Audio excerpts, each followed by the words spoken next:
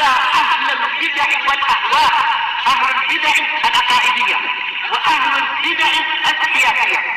أنا أقول بيننا وبينكم السلف، بيننا وبينكم الكتب، كان فيقول البدع بيننا وبينكم. Alhamdulillahi Rabbil Alamin,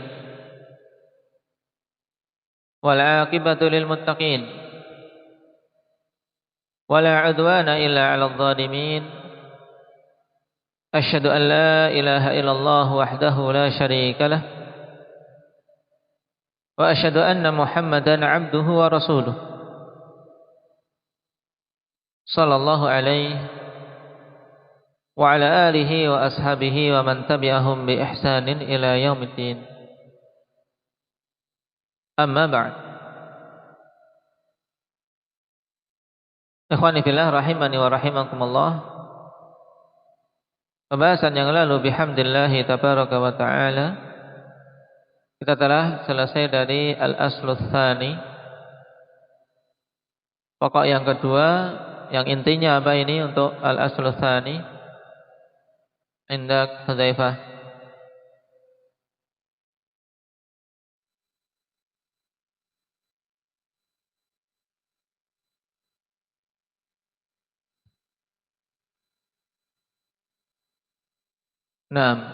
Yaitu perintah Allah Subhanahu wa taala untuk bersatu di atas al-haq dan larangan dari bercerai-berai. Dan ini merupakan prinsip pokok yang hendaknya diingat oleh kita semua, kawan. Kemudian persatuan yang diperintahkan adalah apa? Persatuan di atas al-haq.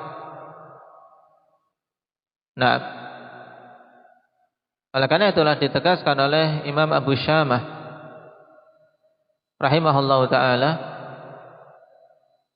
bahwasanya semua perintah-perintah untuk luzumul jamaah, untuk menetapi al-jamaah, itu maksudnya adalah luzumul haqqi wattiba'ih.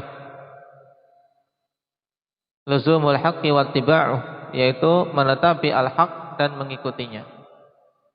Bukan kemudian yang penting bersatu walaupun berbeda-beda akidah, walaupun yang satunya di atas tauhid, yang lain di atas syirik, ini tidak akan mungkin bersatu. Dan ini bukan persatuan yang diinginkan di dalam agama ini. Tapi menyeru untuk bersatu di atas al-haq, bersatu di atas tauhid, bersatu di atas sunnah Nabi sallallahu alaihi wasallam.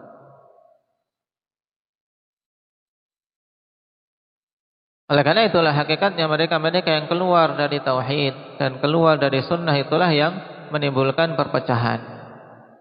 Makanya ditegaskan oleh Syekh Muhammad bin Abdul Wahhab bahwasanya perkara ini telah terbalik keadaannya di zaman-zaman kita, di mana yang menyeru kepada persatuan dianggap memecah belah, sedangkan yang menyeru kepada perpecahan dianggap merekalah yang apa? Yang menyeru ke persatuan. Dan ini sangat nyata.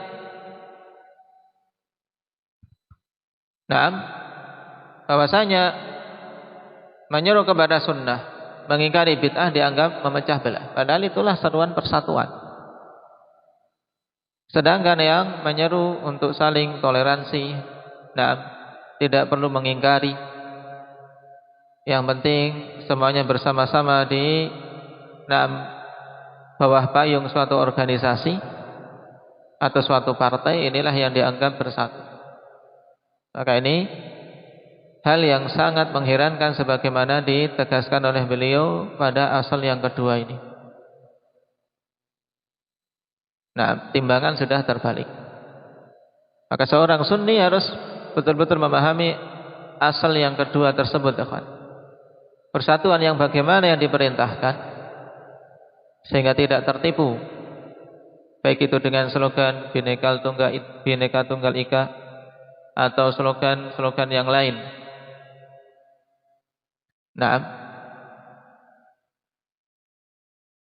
Karena yang demikian itu bukan persatuan di atas agama yang diinginkan.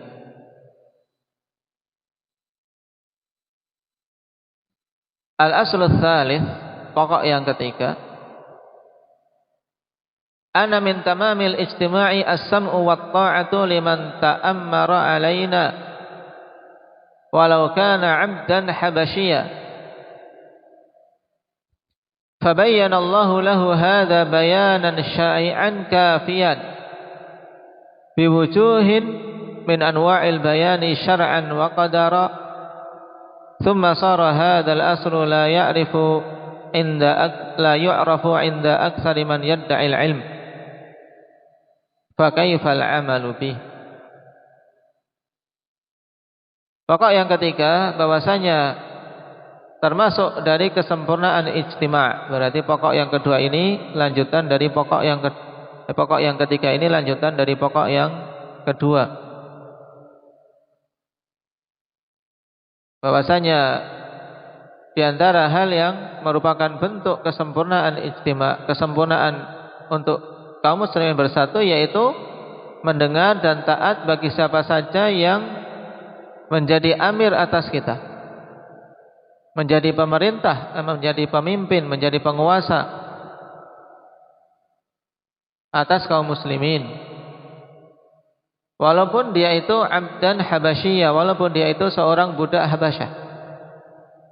Dengan kata lain, akhwan, selama tampuk kepemimpinan, nah dia menjadi imam, dia menjadi penguasa atas kaum muslimin, telah tegak, walaupun dia sebenarnya bukan orang yang pantas, tetap wajib untuk apa? Mendengar dan taat.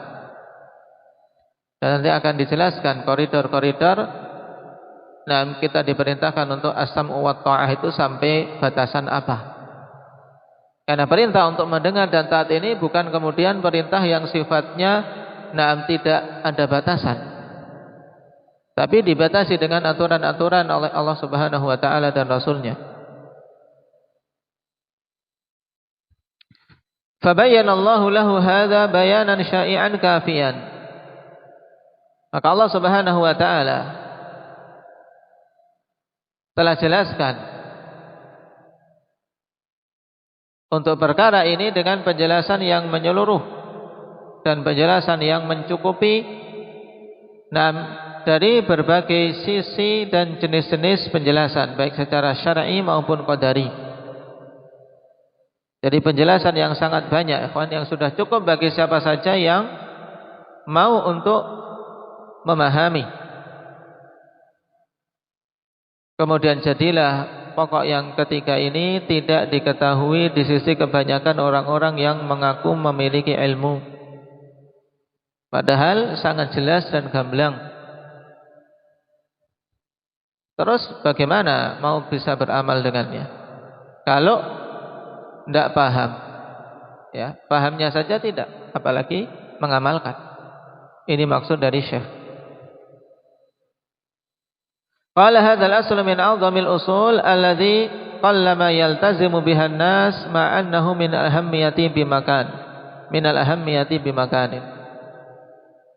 Kata pensyarah hafizahullah taala, pokok ini termasuk di antara seagung-agung pokok-pokok di dalam agama kita, yang sungguh betapa sedikitnya manusia yang menetapinya, bersamaan dengan kedudukan pokok tersebut yang memiliki kepentingan yang sangat besar.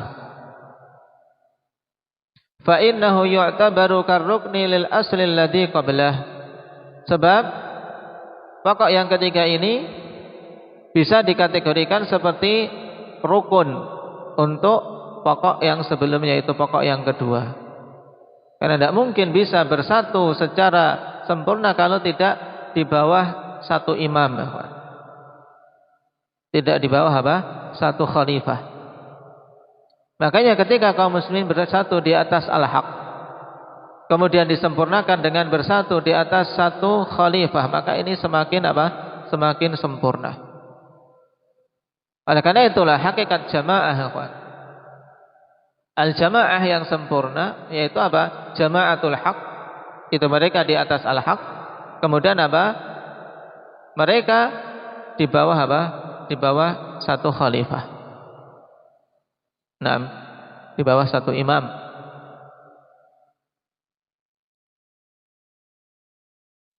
Sehingga ini merupakan rukun untuk apa? Untuk tercapainya persatuan di atas agama ini. Fala takunu lil muslimina jama'atun wa la yaltaimu amrul muslimina wa taqwa syaukatuhum illa bijtima'ihim ala imam. Sebab tidak akan ada bagi kaum muslimin jamaah yang betul-betul nampak memiliki apa? Memiliki kekuatan, dan perkara mereka tidak akan bisa terkumpul serta kuat kekuatannya kecuali ketika mereka bersatu di bawah apa? Di bawah satu imam. Mereka bersatu di bawah apa? Kekuasaan satu imam.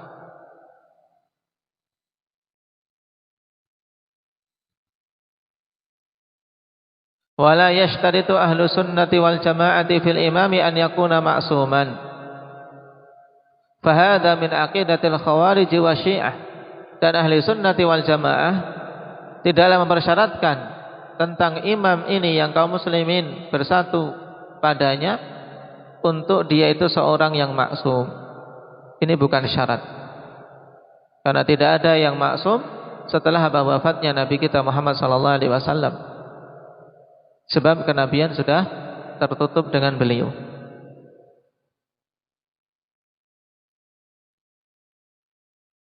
Nah, dikarenakan ini adalah akidah Khawarij dan Syiah, yaitu mempersyaratkan imam, mempersyaratkan khalifah itu harus seorang yang maksum. Itu adalah apa? Akidah orang-orang Khawarij dan Syiah. Bal yakunu musliman yaqudun nasa bi kitabillahi azza wa jalla wa sunnati rasulih sallallahu alaihi wasallam. Bahkan imam itu bisa tegak apabila dia itu seorang muslim yang mengatur manusia dengan kitabullah dan sunnah Rasulnya sallallahu alaihi wasallam. Jadi ini syarat utamanya, dia seorang muslim. Kemudian apa? Mengatur manusia, memerintah mereka dengan kitabullah dan sunnah Rasulnya sallallahu alaihi wasallam. Qala wa qad dalla al-kitabu wa sunnatu wa ijma'u salafil ummah ala wujubi ta'atil imam wa in jara fi hududi ta'atillah ta'ala. Perhatikan ini. Dan sungguh Alkitab dan Sunnah serta ijma' salaful ummah telah menunjukkan tentang wajibnya mentaati imam walaupun dia itu berbuat zalim. Syara'i zalama, walaupun dia berbuat zalim, berbuat jahat pada koridor hal-hal yang itu merupakan bentuk ketaatan kepada Allah Subhanahu wa taala. Ini ya ikhwan, itu fi hududi ta'atillah taala ma lam ya'mur bi ma'siyah. Ini batasannya kita diwajibkan untuk taat kepada imam, taat kepada penguasa, yaitu pada apa? Pada koridor-koridor yang masih dalam cakupan ketaatan kepada Allah dan selama dia tidak memerintahkan kepada maksiat. Fa in amara bi maksiatin fala ta'ata li makhluqin fi maksiatil khaliq. Maka apabila dia memerintahkan dengan suatu kemaksiatan, maka tidak ada ketaatan kepada makhluk pada kemaksiatan terhadap Zat yang Maha Pencipta, yaitu Allah Subhanahu wa taala. Sebenarnya ini prinsip pokok yang sangat gamblang, bahwasanya mentaati penguasa batasannya ini. Pada batasan ketaatan kepada Allah wajib taat. Kemudian selama tidak diperintahkan kepada suatu maksiat. Kama tajibus salatu khalfah, sebagaimana wajib untuk salat di belakangnya. Wal hajju wal jihadu ma'ah, demikian pula haji dan jihad bersamanya. Ketika mereka memimpin salat, ya salat di belakangnya. Demikian pula haji dan jihad. Kama tajibun nasihatu lahu bitturuqil masyru'ati, sebagaimana pula wajib untuk menasihatinya dengan metode-metode yang disyariatkan. Wa tarku munaza'atihi wa adamul khuruji alaih, dan wajib untuk meninggalkan perongrongan terhadap kekuasaannya dan tidak melakukan pemberontakan terhadapnya. Qala Tahawi rahimahullahu ta'ala, yang beliau kumpulkan dalam akidah beliau secara ringkas bagaimana prinsip ahli sunnati wal jamaah dalam mensikapi penguasa. Kata beliau, wala naral khuruja ala a'immatina wa wulati umurina wa injaru, kita tidak berpandangan bolehnya untuk memberontak kepada pemimpin-pemimpin kita. Demikian pula kepada wulatul umur, walaupun mereka itu berbuat zalim, walaupun mereka itu berbuat jahat. Wala nad'u alaihim, dan kita tidak mendoakan keburukan atas mereka. Dalam doa saja, akhwan, perhatikan, wala nad'u alaihim, tidak mendoakan keburukan atas mereka. Bahkan kalau kita perhatikan para salafun al-kiram ridwanullah alaihim menjadikan doa-doa mereka terarah demi kebaikan penguasa. Maka ini yang terkadang kita lalai. Jarang kita mewujudkan hal ini. Padahal kalau seorang betul-betul mukhlis, ingin kebaikan bagi dirinya, demikian pula bagi saudara-saudaranya, di antara hal terpenting adalah ini, mendoakan kebaikan bagi penguasa. Sebab baiknya penguasa, ikhwan, memberi kebaikan yang luas, akan menjadi sebab tercapainya kebaikan yang sangat banyak. Cuman memang kita akui kita sangat banyak lalainya dari sisi ini. Wala nad'u alaihim, kita tidak mendoakan keburukan atas mereka, tapi mendoakan kebaikan. Semoga mendapatkan hidayah, semoga mendapatkan taufik untuk bisa menentukan keputusan-keputusan yang terbaik. Dan semoga dijauhkan dari makar orang-orang kafir dan tipu daya mereka dan seterusnya. Ini doa-doa kebaikan. Dan jangan seorang merasa rugi ketika mendoakan. Sebab apa? Sebab kita mendoakan dan di sana ada malaikat yang mengaminkan, kemudian mendoakan yang semisal untuk kita. Amin walaka bimithli. Amin, dan bagimu yang semisal. Dan tentunya doa malaikat untuk kita itu lebih pantas untuk dikabulkan. Dan ini berlaku pada doa-doa seorang muslim untuk saudaranya yang lain ketika saudara tersebut tidak hadir, dalam artian tidak mengetahui doanya.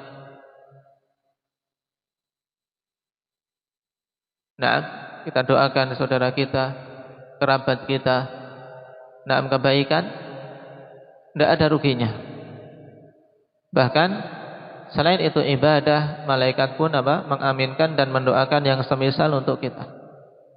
Maka dulu sebagian salaf malah memperkuat ihtisab untuk dikabulkannya doa dia, ikhwan, dengan mendoakan orang lain terlebih dahulu.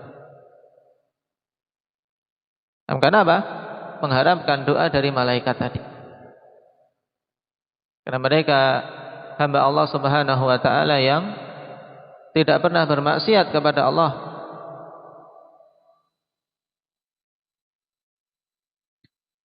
Qala wala nanzi'u yadan min ta'atihim, dan kita tidak mengangkat tangan dari ketaatan terhadap mereka. Dalam artian kita tidak mencabut diri dari mentaati mereka selama mereka mereka masih dalam cakupan muslim. Nanti akan ada batasan-batasan. Wa nara ta'atahum min ta'atillahi azza wa jal fardhah. Dan kita berkeyakinan, berpandangan bahwasanya mentaati mereka termasuk di antara ketaatan kepada Allah Subhanahu wa taala yang wajib. Ma lam ya'muru bi maksiatin, selama mereka tidak memerintahkan kepada suatu kemaksiatan. Tapi apabila diperintahkan kepada kemaksiatan, ya tidak boleh taat, tidak boleh mendengar. Tetap dia tidak menunaikan perintah itu, tapi juga tidak kemudian melakukan pemberontakan. Wa nad'u lahum bis-salati wal mu'afah, dan kita mendoakan untuk mereka kebaikan dan keselamatan. Nah, ini prinsip ahli sunnati wal jamaah yang dikumpulkan oleh Imam Tahawi rahimahullahu ta'ala dalam 3 baris ini. Sekarang dalil-dalilnya apa saja? Wal adillatu ala dzalika katsiratun minal kitabi was sunnah. Dalil-dalil atas yang demikian itu banyak, baik dari Alkitab maupun As-Sunnah. Faminal kitabi qauluhu ta'ala ya ayyuhalladzina amanu atti'ullaha wa atti'ur rasul wa ulil amri minkum. Fa in tanaza'tum fi syai'in farudduhu ila Allahi war rasul in kuntum tu'minuna billahi wal yaumil akhir. An-Nisa ayat 59. Ini harus semuanya hafal. Sunni salafi hendaknya hafal ini, prinsip termasuk prinsip pokok.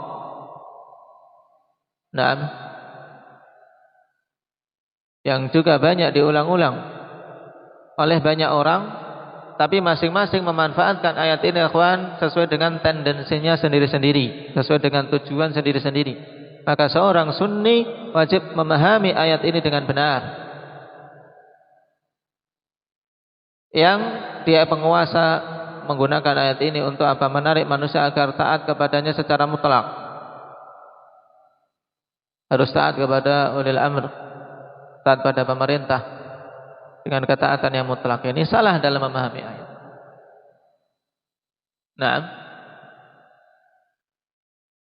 Allah Subhanahu wa taala katakan ya ayyuhalladzina amanu, wahai sekalian orang-orang yang beriman. Dipanggil dengan panggilan keimanan untuk kita ingat bahwasanya apa yang akan disebutkan ini termasuk dari apa? Konsekuensi keimanan seseorang. Ati Allah wa ati'ur rasul, taatilah Allah dan taatilah Rasul dengan ketaatan yang mutlak. Karena diulangi fi'il ati'u. Wa ulil amri minkum, dan kepada ulul amr di antara kalian. Perhatikan di sini fi'il ati'u tidak diulangi, menunjukkan bahwasanya ketaatan kepada ulil amr mengikut saja pada ketaatan terhadap Allah dan Rasulnya. Berarti seandainya ketaatan kepada ulul amr kok bertentangan dengan ketaatan kepada Allah dan Rasulnya, maka tidak dituntut untuk kita mentaati ulil amri tersebut.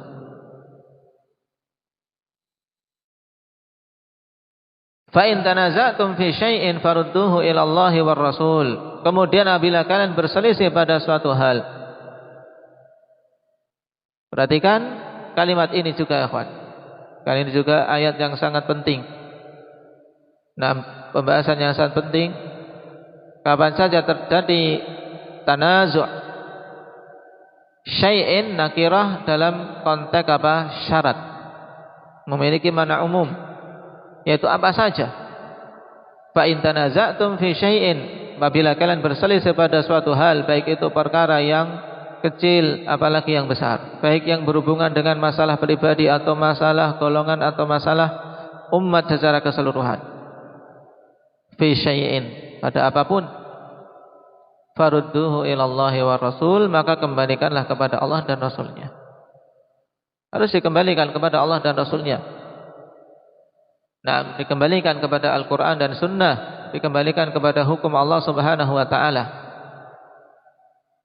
In kuntum tu'minuna billahi wal yaumil akhir, apabila kalian itu beriman kepada Allah dan hari akhir.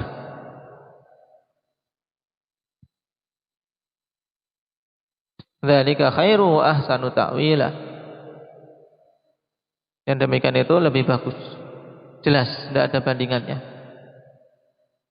Dan mesti apa? Lebih baik hasil akhirnya. Qala syarih hafizahullah ta'ala wa fi ulil amr qaulan. Dan tentang makna ulul amri di sini ada dua pendapat. Naam ahaduha humul umara. Ulul amri yang dimaksud adalah haba al-umara, para penguasa. Wa huwa qaul Ibnu Abbas wa Abi Hurairah wa ghairihima, dan ini merupakan pendapat Abdullah bin Abbas, Abi Hurairah dan selain keduanya. Wal qaulu tsani, dan pendapat yang kedua humul ulama wal fuqaha. Ulul amri adalah apa? Al ulama dan al fuqaha. Wa huwa qaulu Jabir bin Abdullah wal Hasan wa Atha wa Abil Aliyah.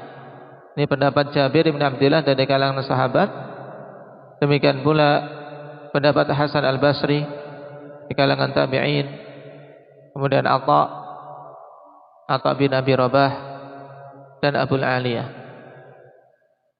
Kemudian disimpulkan oleh Al-Hafidz Ibnu Katsir rahimahullahu taala, "Wadh-dhahir annaha 'amatun fi kulli ulil amri minal umara'i wal ulama." Dan yang zahir, yang kuat dari pendapat-pendapat tersebut bahwasanya ulul amri mencakup keseluruhannya. Baik itu umara maupun ulama. Karena kaidah dalam penafsiran akhwani fillah, ketika terjadi perselisihan dari sisi penafsiran tentang suatu lafaz atau suatu kalimat, perselisihan maknanya, kemudian semua dari makna yang disebutkan itu memang masuk dalam keumuman lafaz tadi, maka diambil semuanya. Dan ulul amri itu tercakup, mencakup umara, yang mereka juga mengurusi perkara-perkara kaum muslimin, demikian pula ulama dan fuqaha. Hal ini sebagaimana ditegaskan oleh Al-Alama Ibnu Utsaimin rahimahullahu taala dalam banyak tempat.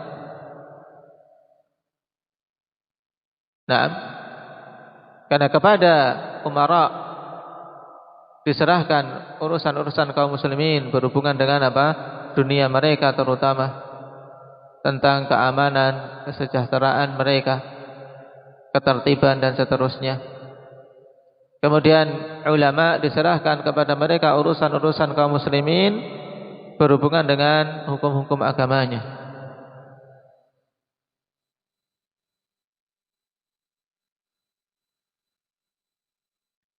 Adapun syahid dari ayat ini berhubungan dengan pembahasan kita, wa ulil amri minkum. Termasuk di antara ulul amr adalah al-umara. Qala min sunnati hadits Abi Hurairah radhiyallahu anhu 'an Nabi sallallahu alaihi wasallam annahu qala man ata'ani faqad ata'a Allah wa man asani faqad asallah. Wa man yuti'il amir faqad ata'ani wa man ya'sil amira faqad asani. Hadits riwayat Bukhari. Dari Abi Hurairah radhiyallahu anhu bahwasanya Nabi sallallahu alaihi wasallam bersabda, "Man ata'ani faqad ata'a Allah." Siapa saja yang taat kepadaku maka sungguh dia telah taat kepada Allah.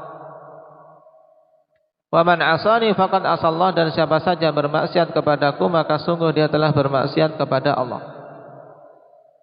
Wa man yuti'il amira faqad ata'ani, dan siapa saja mentaati amir maka sungguh dia telah mentaatiku. Dan wa man ya'sil amira faqad asani, siapa saja bermaksiat kepada amir maka sungguh dia telah bermaksiat kepadaku. Ini menunjukkan ikhwan fillah tentang wajibnya mentaati amir, karena merupakan bentuk ketaatan kepada Rasul sallallahu alaihi wasallam juga sekaligus ketaatan kepada Allah. Tapi pada batasan yang telah disebutkan di depan, pada perkara-perkara yang memang itu merupakan bentuk ketaatan kepada Allah, dan pada hal-hal yang bukan maksiat.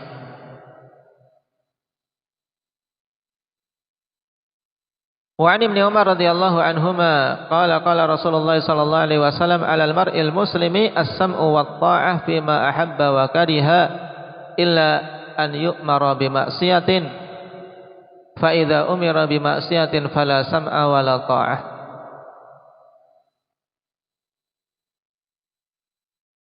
Dari Ibnu Umar radhiyallahu anhuma, Rasulullah sallallahu alaihi wasallam bersabda, atas seorang muslim untuk mendengar dan taat pada hal-hal yang dia sukai maupun dia benci, kecuali apabila diperintahkan untuk bermaksiat.